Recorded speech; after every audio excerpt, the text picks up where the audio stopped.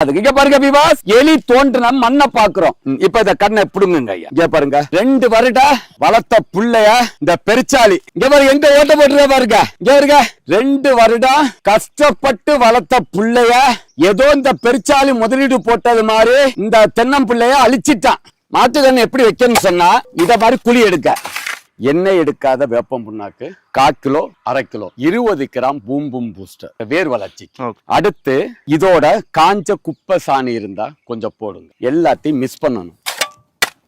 எல்லாத்தையும் மிக்ஸ் பண்ணிட்டு 2 வருடம் வளர்ந்த கண்ணு வைக்கணும். பசுமை பூமியில 2 வருடம் வளர்ந்த கண்டு இருக்கும். இப்படி 15 அடி ஹைட் இருக்கும். இவ்வளவு தண்டு கணம் இருக்கணும். இத வாங்கி இதுக்குள்ள நட்டுருங்க.